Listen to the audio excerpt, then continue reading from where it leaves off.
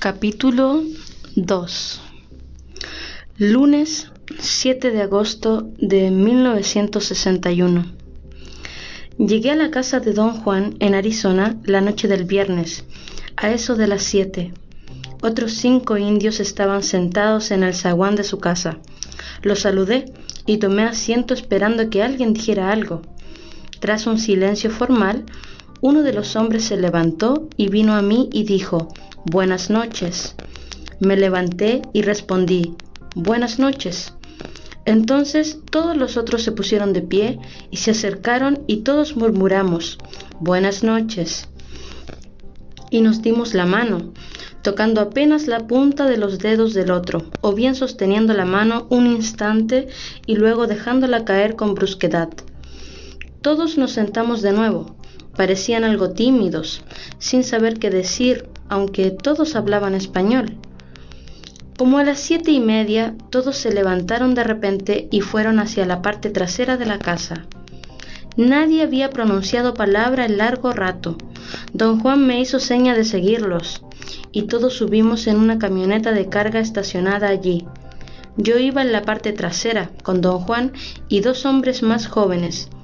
No había cojines ni bancas, y el piso de metal resultó dolorosamente duro, sobre todo cuando dejamos la carretera y nos metimos por un camino de tierra. Don Juan susurró que íbamos a la casa de un amigo suyo, quien tenía 7 mezcalitos para mí. «¿Usted no tiene, don Juan?», le pregunté. «Sí, pero no te los puedo ofrecer. Verás, otra gente tiene que hacerlo». «¿Puede usted decirme por qué?» «A lo mejor él no te ve con agrado y no le caes bien, y entonces nunca podrás conocerlo con afecto, como debe ser, y nuestra amistad quedará rota». ¿Por qué no iba yo a caerle bien? Nunca le he hecho nada. No tienes que hacer nada para caer bien o mal, o te acepta o te tira de lado. Pero si no me acepta, ¿hay algo que pueda yo hacer para caerle bien? Los otros 2 hombres parecieron haber oído mi pregunta y rieron. No se me ocurra nada que pueda uno hacer», dijo don Juan. Volvió la cara a un lado y ya no pude hablarle. Debimos haber viajado al menos 1 hora antes de detenernos frente a una casa pequeña. Estaba bastante oscuro, y una vez que el conductor hubo apagado los faros, yo apenas discernía el contorno vago del edificio. Una joven mexicana, a juzgar por la inflexión de su voz, le gritaba a un perro para hacerlo cesar sus ladridos. Bajamos de la camioneta y entramos en la casa. Los hombres murmuraban «Buenas noches» al pasar junto a la mujer.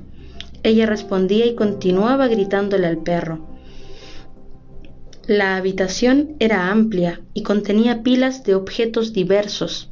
La luz opaca de un foco eléctrico muy pequeño hacía la escena bastante lobrega. Reclinadas contra la pared había varias sillas con patas rotas y asientos hundidos.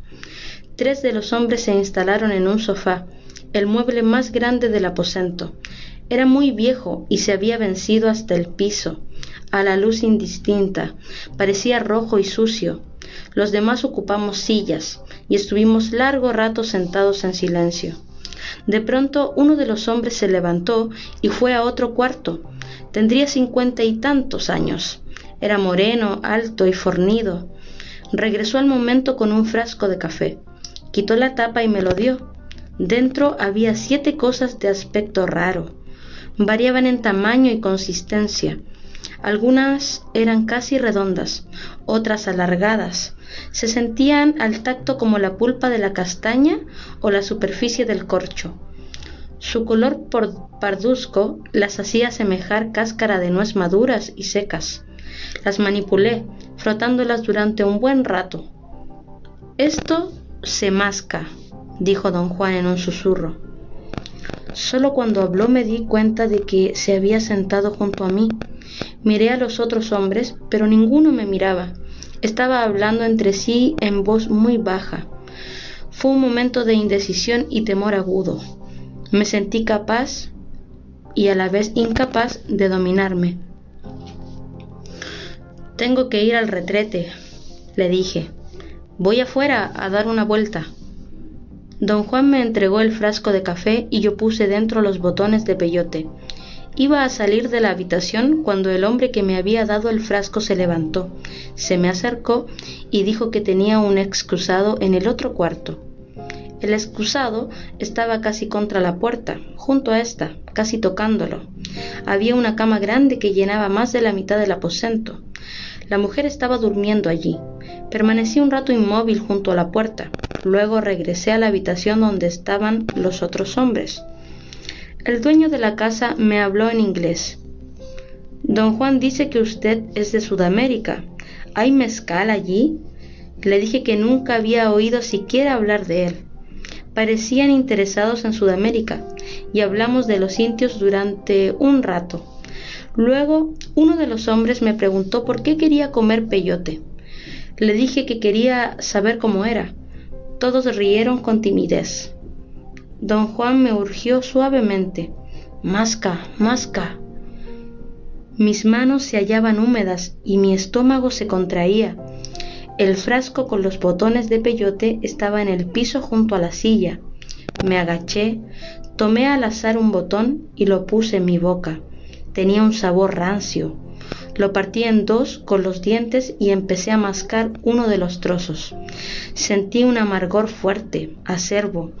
En un momento toda mi boca quedó adormecida. El amargor crecía conforme yo mascaba, provocando un increíble fluir de saliva. Sentía las encías y el interior de la boca como si hubiera comido carne o pescados salados y secos, que parecen forzar a masticar más. Tras un rato masqué el otro pedazo. Mi boca estaba tan entumecida que ya no pude sentir el amargor. El botón del peyote era un haz de hebras como la parte fibrosa de una naranja o como caña de azúcar, y yo no sabía si tragarlo o escupirlo. En ese momento, el dueño de la casa se puso en pie e invitó a todos a salir al zaguán. Salimos y nos sentamos en la oscuridad. Afuera se estaba bastante cómodo y el anfitrión sacó una botella de tequila. Los hombres se hallaban sentados en fila con la espalda contra la pared. Yo ocupaba el extremo derecho de la línea. Don Juan, instalado junto a mí, puso entre mis piernas el frasco con los botones de peyote. Luego me pasó la botella, que circulaba a lo largo de la línea, y me dijo que tomara algo de tequila para quitarme el sabor amargo. Escupí las hebras del primer botón y tomé un sorbo. Me dijo que no lo tragara, que solo me enjuagara la boca para detener la saliva. No sirvió de gran cosa para la saliva, pero sí ayudó a disipar un poco el sabor amargo. Don Juan me dio un trozo de albaricoque seco, o quizá era un higo seco, no podía verlo en la oscuridad ni percibir el sabor, y me dijo que lo mascara detenida y lentamente, sin prisas. Tuve dificultad para tragarlo, parecía que no quisiera bajar. Tras una pausa corta, la botella dio otra vuelta. Don Juan me entregó un pedazo de carne seca, quebradiza. Le dije que no tenía ganas de comer. «Esto no es comer», dijo con firmeza. El ciclo se repitió 6 veces. Recuerdo que había mascado 6 botones de peyote cuando la conversación se puso muy animada. Aunque yo no lograba distinguir qué idiomas estaba hablando, el tema de la conversación, en la que todo mundo participaba, era muy interesante, y procuré escuchar con cuidado para poder intervenir. Pero al hacer intento de hablar me di cuenta de que no podía. Las palabras se desplazaban sin objeto en mi mente. Reclinando la espalda contra la pared, escuché lo que decían los hombres. Hablaban en italiano y repetían continuamente una frase sobre la estupidez de los tiburones. El tema me pareció lógico y coherente. Yo había antes dicho a don Juan que los primeros españoles llamaron al río Colorado, en Arizona, el río de los tizones, y alguien escribió o leyó mal tizones y el río se llamó de los tiburones. Me hallaba seguro de que discutían esa anécdota, pero nunca se me ocurrió pensar que ninguno de ellos sabía italiano. Tenía un deseo muy fuerte de vomitar, pero no recuerdo el acto en sí. Pregunté si alguien me traería un vaso de agua. experimenté una sed insoportable. Don Juan trajo una cacerola grande, la puso en el suelo junto a la pared. También trajo una taza o lata pequeña, la llenó en la cacerola y me la dio, y dijo que yo no podía beber, solo debía refrescarme la boca. El agua parecía extrañamente brillante, reluciente, como barniz espeso. Quise preguntarle de ello a don Juan, y laboriosamente traté de formular mis pensamientos en inglés, pero entonces tomé conciencia de que él no sabía inglés. Experimenté un momento muy confuso y advertí el hecho de que, aun habiendo en mi mente un pensamiento muy claro, no podía hablar. Quería comentar la extraña apariencia del agua, pero lo que sobrevino no fue habla, fue sentir que mis pensamientos no dichos salían de mi boca en una especie de forma líquida. Era la sensación de vomitar sin esfuerzo, sin contracciones del diafragma. Era un fluir agradable de palabras líquidas. Bebí y la impresión de que estaba vomitando desapareció. Para entonces todos los ruidos se habían desvanecido y hallé que me costaba trabajo enfocar las cosas. Busqué a don Juan y al volver la cabeza noté que mi campo de visión se había reducido a una zona circular frente a mis ojos. Esta sensación no me atemorizaba ni me inquietaba. Al contrario, era una novedad. Me era posible barrer literalmente el terreno enfocando un sitio y luego moviendo despacio la cabeza en cualquier dirección. Al salir al zaguán, había advertido que todo estaba oscuro, excepto el brillo distante de las luces de la oscuridad y de la ciudad. Pero dentro del área circular de mi visión todo era claro.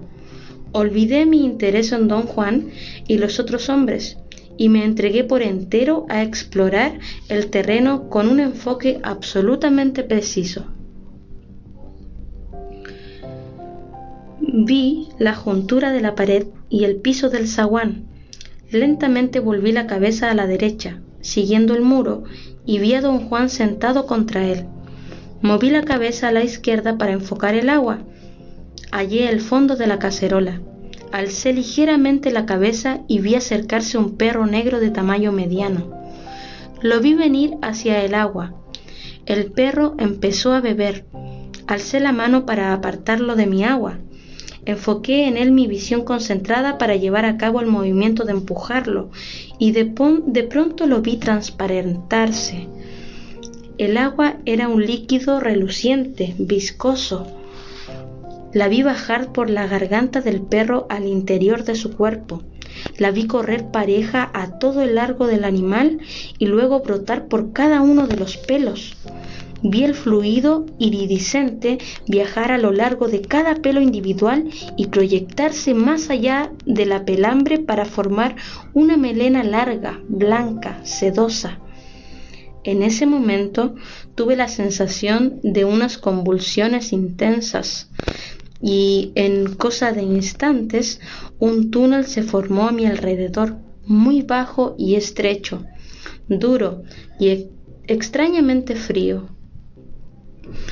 Parecía al tacto una pared de papel aluminio sólido. Me encontré sentado en el piso del túnel. Traté de levantarme, pero me golpeé la cabeza en el techo del metal y el túnel se comprimió hasta empezar a sofocarme. Recuerdo haber tenido que reptar hacia una especie de punto redondo donde terminaba el túnel. Cuando por fin llegué, si es que llegué, me había olvidado por completo del perro, de don Juan y de mí mismo. Me hallaba exhausto. Mis ropas estaban empapadas en un líquido frío, pegajoso. Rodé en una y en otra dirección tratando de encontrar una postura en la cual descansar, una postura en que mi corazón no golpeara tan fuerte. En una de esas vueltas vi de nuevo al perro. Los recuerdos regresaron en el acto, y de improviso todo estuvo claro en mi mente. Me volví en busca de don Juan, pero no pude distinguir nada ni a nadie. Todo cuanto podía ver era el perro, que se volvía iridiscente. Una luz intensa irradiaba de su cuerpo. Vi otra vez el flujo del agua atravesarlo, encenderlo como una hoguera. Me llegué al agua, hundí el rostro en la cacerola y bebí con él. Tenía yo las manos en el suelo frente a mí, y al beber veía el fluido correr por mis venas produciendo matices de rojo y amarillo y verde. Bebí más y más, bebí hasta llenarme todo en llamas, resplandecía de pies a cabeza. Bebí hasta que el fluido salió de mi cuerpo a través de cada poro y se proyectó al exterior en fibras como de seda. Y también yo adquirí una melena larga y lustrosa, iridiscente. Miré al perro y su melena era como la mía. Una felicidad suprema llenó mi cuerpo y corrimos juntos hacia una especie de tibieza amarilla procedente de algún lugar indefinido. Y allí jugamos y forcejeamos hasta que yo supe sus deseos y él supo los míos. Nos turnábamos para manipularnos mutuamente, al estilo de una función de marionetas. Torciendo los dedos de los pies, yo podía hacerle mover las patas, y cada vez que él cabeceaba, yo sentía un impulso irresistible de saltar. Pero su mayor travesura consistía en agitar las orejas de un lado a otro para que yo, sentado, me rascara la cabeza con los pies. Aquella acción me parecía total e insoportablemente cómica. ¡Qué toque de ironía y de gracia! ¡Qué maestría!, pensaba yo. Me poseía una euforia indescriptible. Reí hasta que casi me fue imposible respirar. Tuve la clara sensación de no poder abrir los ojos. Me encontraba mirando a través de un tanque de agua. Fue un estado largo y muy doloroso, lleno de la angustia de no poder despertar y de a la vez estar despierto. Luego, lentamente, él hundió, se aclaró y entró en foco. Mi campo de visión se hizo de nuevo muy redondo y amplio, y con ello sobrevino un acto consciente ordinario que fue volver la vista en busca de aquel ser maravilloso. En este punto empezó la transición más difícil. La salida de mi estado normal había sucedido casi sin que yo me diera cuenta. Estaba consciente, mis pensamientos y sentimientos eran un corolario de esa conciencia, y el paso fue suave y claro, pero este segundo cambio, el despertar a la conciencia seria, sobria, fue genuinamente violento. Había olvidado que era un hombre. La tristeza de tal situación irreconciliable fue tan intensa que lloré. Sábado 5 de agosto de 1961. Más tarde, aquella mañana, después del desayuno, el dueño de la casa, don Juan, y yo regresamos a donde vivía don Juan. Yo estaba muy cansado, pero no pude dormirme en la camioneta. Solo después de que el hombre se marchó, me quedé dormido, en el zaguán de la casa de don Juan. Cuando desperté era de noche. Don Juan me había tapado con una cobija. Lo busqué, pero no estaba en la casa. Regresó más tarde con una olla de frijoles refritos y un montón de tortillas. Yo tenía mucha hambre. Después de comer, mientras descansábamos, me pidió narrarle cuánto me hubiera ocurrido la noche anterior.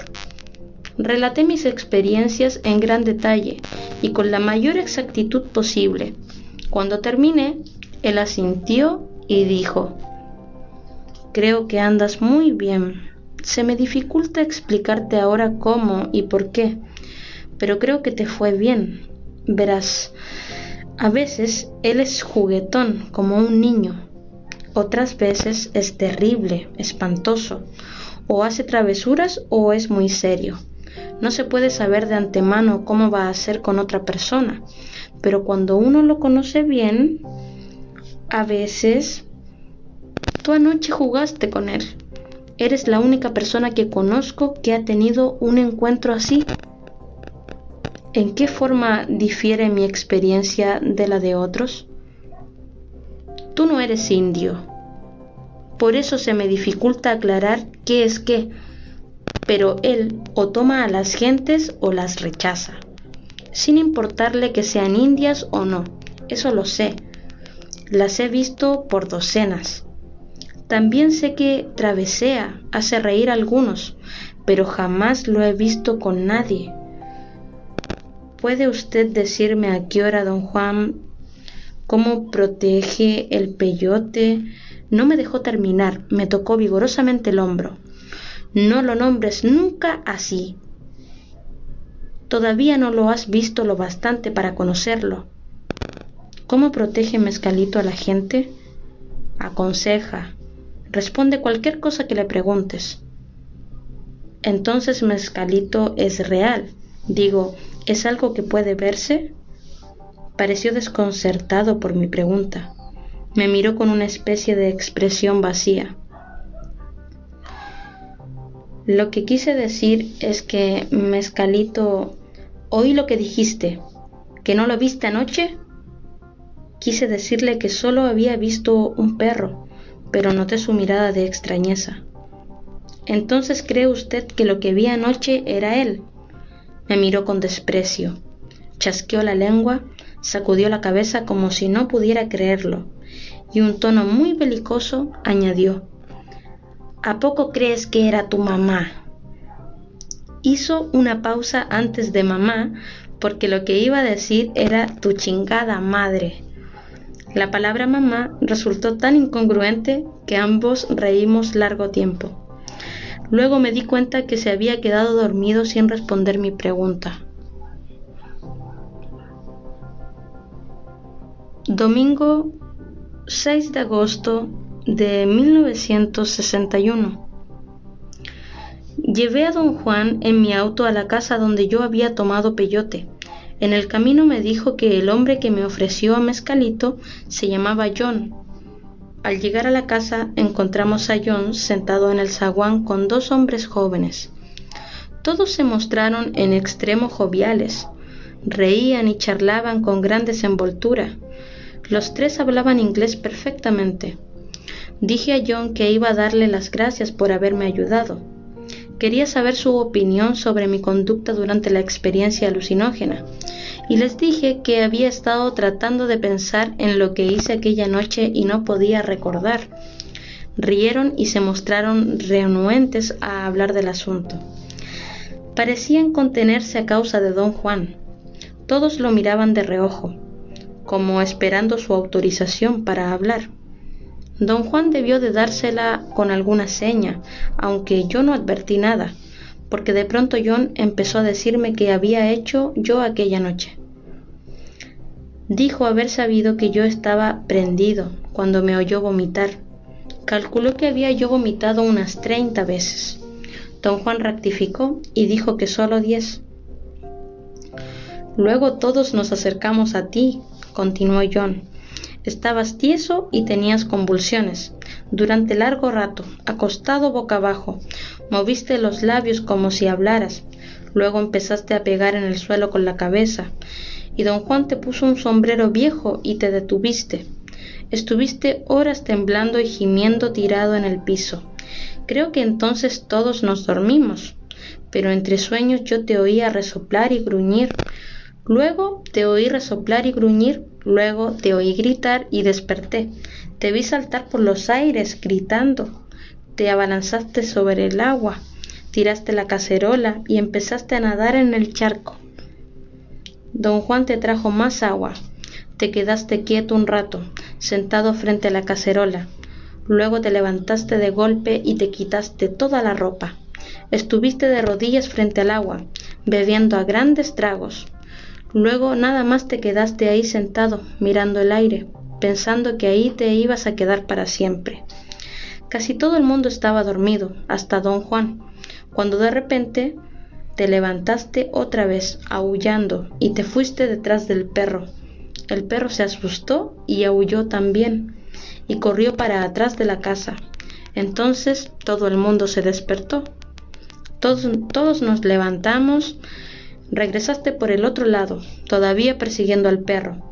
El perro corría delante de ti ladrando y aullando.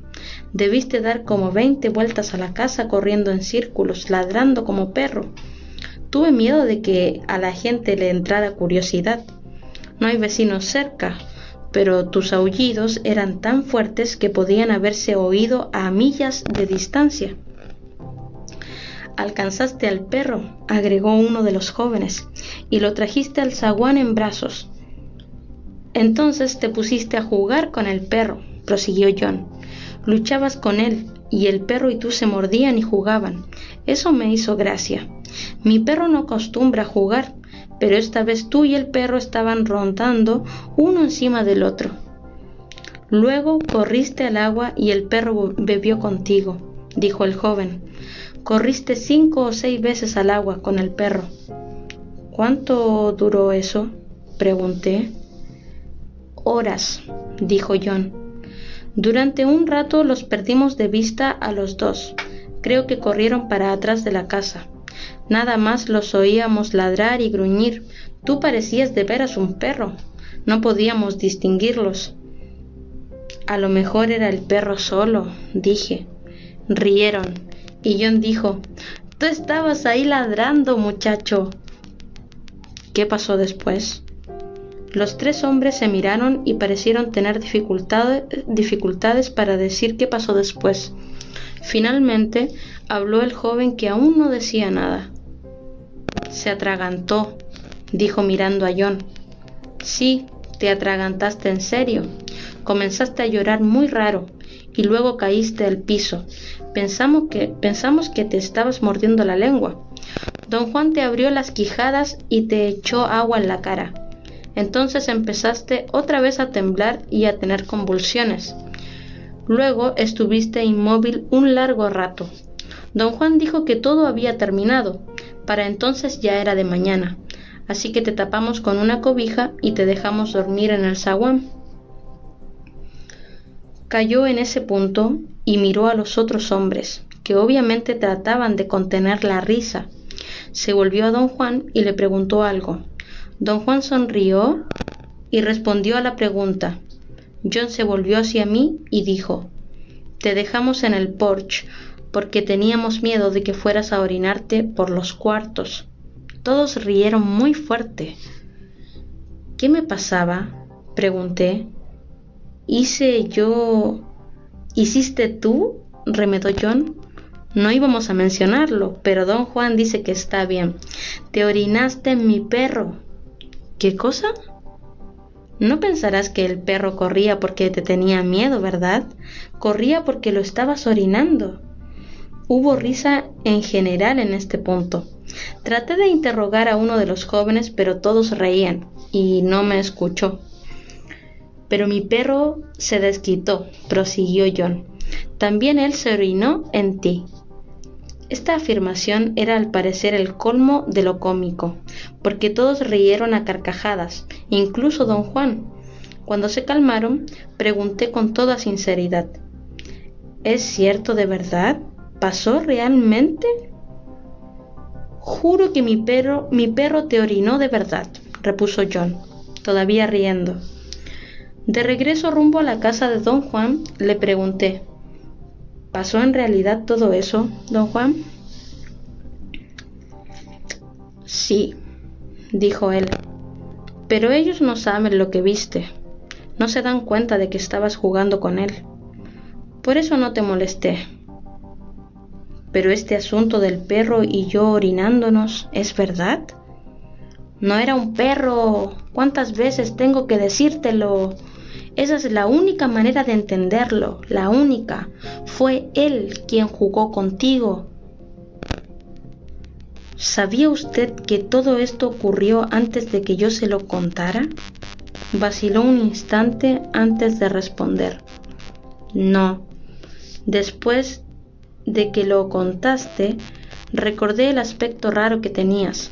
Nada más supuse que te estaba yendo muy bien porque no parecías asustado. ¿De veras jugó el perro conmigo como dicen? ¡Carajo! ¡No era un perro! Jueves 17 de agosto de 1961. Expuse a don Juan mi sentir con respecto a la experiencia. Desde el punto de vista de mi presupuesto y mi trabajo, había sido desastroso. Dije que no me apetecía otro encuentro similar con Mezcalito.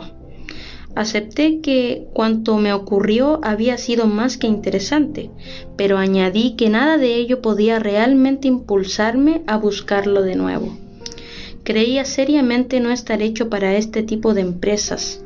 El peyote me había producido, como reacción posterior, una extraña clase de incomodidad física. Era un miedo o una desdicha indefinidos, una cierta melancolía que yo no podía definir con exactitud, y tal estado no me parecía noble de modo alguno. Don Juan rió y dijo: «Estás empezando a aprender». Este tipo de aprendizaje no es para mí, no estoy hecho para él, don Juan. Tú eres muy exagerado. Esta no es ninguna exageración, don Juan. Lo es. El único problema es que solamente exageras los malos aspectos. En lo que a mí toca, no hay buenos aspectos. Todo lo que sé es que me da miedo. No hay nada de malo en tener miedo. Cuando uno teme, ve las cosas en forma distinta. Pero a mí no me importa ver las cosas en forma distinta, don Juan. Creo que voy a dejar en paz el aprendizaje sobre Mezcalito. No puedo con él. Don Juan, esta es en realidad una mala situación para mí. Claro que es mala. Hasta para mí. Tú no eres el único sorprendido. ¿Por qué iba a estar sorprendido usted, don Juan? He estado pensando en lo que vi la otra noche. Mezcalito, de veras jugó contigo. Eso me extrañó porque fue una señal. ¿Qué clase de señal, don Juan? Mezcalito te señaló. ¿Para qué? No lo tenía yo claro entonces, pero ahora sí. Quería decirme que tú eras el escogido. Mezcalito te señaló, y con eso me dijo que tú eras el escogido. ¿Quiere usted decir que me escogió entre otros para alguna tarea o algo así? No. Quiero decir que Mezcalito me dijo que tú podías ser el hombre que busco. ¿Cuándo se lo dijo, don Juan? Al jugar contigo me lo dijo. Eso te hace mi escogido. ¿Qué significa ser el escogido? Tengo secretos que no podré revelar a nadie si no encuentro a mi escogido. La otra noche, cuando te vi jugar con Mezcalito, se me aclaró que eras tú, pero no eres indio. ¡Qué extraño! ¿Pero qué significa para mí, don Juan? ¿Qué tengo que hacer? Me he decidido y voy a enseñarte los secretos que corresponden a un hombre de conocimiento. ¿Quiere usted decir sus secretos sobre Mezcalito? Sí, pero esos no son los únicos secretos que tengo. Hay otros, de distintas clases, que me gustaría revelar a alguien. Yo mismo tuve un maestro, mi benefactor, y también me convertí en su escogido al realizar cierta hazaña. Él me enseñó todo lo que sé. Le pregunté de nuevo qué requeriría de mí este nuevo papel. Dijo que solo se trataba de aprender, en el sentido de lo que yo había experimentado en las sesiones con él. La manera en que la situación había evolucionado era bastante extraña. Yo había decidido decirle que iba a abandonar la idea de aprender sobre el peyote, pero antes de que pudiera lograrlo, realmente él me ofreció enseñarme sus secretos. Ignoraba qué quería decir con eso, pero sentía que esta vuelta súbita era muy seria. Argumenté que no llenaba los requisitos para una tarea así, pues ésta requería una rara clase de valor que yo no poseía. Le dije que la inclinación de mi carácter era hablar de actos que otros realizaban. Yo quería oír sus pareceres y opiniones acerca de todo. Le dije que sería feliz de poder estar allí sentado escuchándolo durante días enteros. Para mí eso sería aprender. Escuchó sin interrumpirme. Hablé mucho tiempo. Luego dijo: Todo eso es muy fácil de entender. El miedo es el primer enemigo natural que un hombre debe derrotar en el camino del saber. Además, tú eres curioso, eso compensa, y aprenderás a pesar tuyo. Esa es la regla. Protesté un rato más, tratando de disuadirlo, pero él parecía convencido de que no me quedaba otra alternativa sino aprender. No estás pensando bien, dijo. Mescalito de veras jugó contigo, eso es lo único que hay que tener en cuenta. ¿Por qué no te ocupas de eso y no de tu miedo? ¿Fue tan poco común, don Juan? Eres la primera persona que he visto jugar con él. No estás acostumbrado a esta clase de vida, por eso las señales se te escapan, y así todo eres una persona seria, pero tu seriedad está ligada a lo que tú haces, no a lo que pasa fuera de ti. Te ocupas demasiado de ti mismo. Ese es el problema, y eso produce una tremenda fatiga. ¿Pero qué otra cosa puedo hacer, don Juan? Busca y ve las maravillas que te rodean. Te cansarás de mirarte a ti mismo, y el cansancio te hará sordo y ciego a todo lo demás. Dice usted bien, don Juan, pero ¿cómo puedo cambiar? Piensa en la maravilla de que Mescalito jugara contigo. No pienses en otra cosa. Lo demás te llegará por su propia cuenta. Domingo 20 de agosto de 1961. La noche pasada, don Juan procedió a introducirme en el terreno de su saber. Estábamos sentados frente a su casa en la oscuridad. De improviso, tras un largo silencio, empezó a hablar. Dijo que iba a aconsejarme con las mismas palabras usadas por su propio benefactor el día en que lo tomó como aprendiz. Al parecer, don Juan había memorizado las palabras, pues las repitió varias veces para asegurarse de que no se me fuera ninguna. Un hombre va al saber como a la guerra, bien despierto, con miedo, con respeto y con absoluta confianza.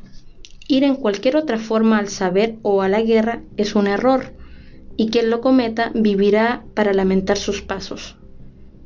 Le pregunté por qué era así, y dijo que, cuando un hombre ha cumplido estos 4 requisitos, no hay errores por los que se deba rendir cuentas. En tales condiciones sus actos pierden la torpeza de las acciones de un tonto. Si tal hombre fracasa o sufre una derrota, solo habrá perdido una batalla, y eso no provocará deploraciones lastimosas. Declaró luego su intención de enseñarme lo que es un aliado, en la misma forma exacta como su benefactor se lo había enseñado a él. Recalcó con fuerza las palabras misma forma exacta, repitiendo la frase varias veces. Misma forma exacta. Misma forma exacta. Un aliado, dijo, es un poder que un hombre puede traer a su vida para que lo ayude, lo aconseje y le dé la fuerza necesaria para ejecutar acciones, grandes o pequeñas, justas o injustas. Este aliado es necesario para engrandecer la vida de un hombre, guiar sus actos y fomentar su conocimiento. De hecho, un aliado es la ayuda indispensable para saber. Don Juan decía esto con gran convicción y fuerza. Parecía elegir cuidadosamente sus palabras. Repitió 4 veces la siguiente frase. Un aliado te hará ver y entender cosas sobre las que ningún ser humano podrá jamás iluminarte. Un aliado te hará ver y entender cosas sobre las que ningún ser humano podría jamás iluminarte. ¿Es un aliado algo parecido a un espíritu guardián?, pregunté. No es ni un espíritu ni guardián, es una ayuda. ¿Es Mescalito el aliado de usted? No, Mescalito es otra clase de poder, un poder único, un protector, un maestro. ¿En qué se diferencia Mescalito de un aliado? A Mescalito no se le puede domar y usar como se doma y se usa a un aliado. Mescalito está fuera de uno mismo. Escoge mostrarse en muchas formas a quien quiera que tenga enfrente, sin importarle que sea brujo o un peón. Don Juan hablaba con hondo fervor de que Mezcalito era el maestro de la buena manera de vivir. Le pregunté cómo enseñaba Mezcalito a vivir como se debe, y don Juan repuso que Mezcalito muestra cómo vivir. ¿Cómo lo muestra?, pregunté. Tiene muchos modos de hacerlo. A veces lo enseña en su mano, o en las piedras, o en los árboles, o nomás enfrente de uno. ¿Es como una imagen enfrente de uno? No, es una enseñanza enfrente de uno. ¿Habla Mezcalito a la persona? Sí, pero no con palabras. Entonces, ¿cómo habla? A cada hombre le habla distinto. Sentí que mis preguntas lo molestaban. No hice ninguna más. Él siguió explicando que no había pasos exactos para conocer a Mezcalito. Por tanto, nadie podía instruir sobre él, a excepción de Mezcalito mismo. Esta característica lo hacía un poder único. No era el mismo para todos los hombres. En cambio, dijo don Juan, la adquisición de un aliado requería la enseñanza más precisa y el seguir, sin desviación, una serie de etapas o pasos. Hay muchos de esos poderes aliados en el mundo, dijo, pero él solo conocía bien 2 de ellos, e iba a guiarme a ellos y a sus secretos, pero de mí dependía escoger uno de los 2, pues solo uno podía tener. El aliado de su benefactor estaba en la hierba del diablo, dijo, pero a él en lo personal no le gustaba, aunque gracias al benefactor sabía sus secretos. Su propio aliado estaba en el humito, dijo, pero no concretó la naturaleza del humito. Inquirí al respecto, permaneció callado. Tras una larga pausa le pregunté: